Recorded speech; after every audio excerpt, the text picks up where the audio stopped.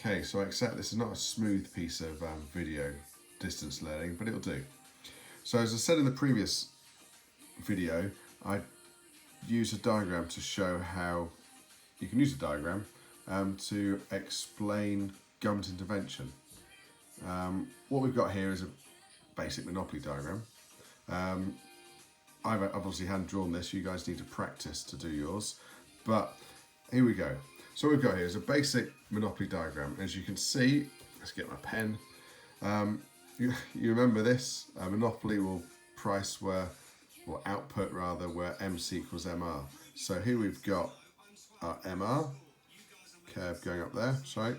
Then we've got our MC curve going down there. The crossover point is the output that monopoly will produce at.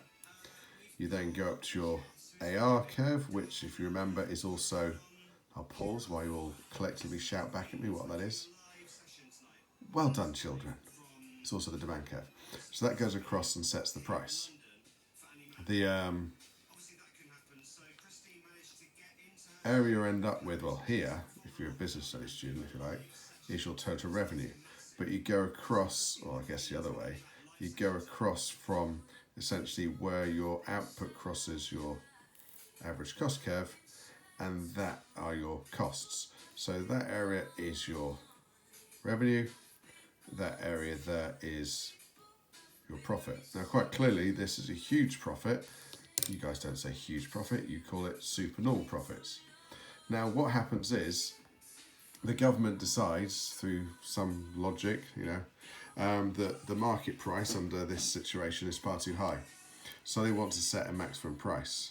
Now we've talked about this, because it's politics rather than economics, that you could set it up here theoretically, like you could do on a supply and demand diagram. But that's above the prevailing market price, so it wouldn't do anything. All that is the government saying we're putting a minimum price in, or rather a price cap, max price, and then voters feel like they're doing something, but they do it at a point which is pointless. So in this case, the government has put it here. Now, remember, this is theoretically, and also if I go over here, based on what the government feels the price should be. So a normative judgment. Now, where they come from this is not necessarily for you to explain unless you get it in the case study. This, you just, the better students amongst you just needs to, normally, it would probably be a normative judgment. And so what we've got here, they set this new price. They're not setting output per se, they're setting a new price.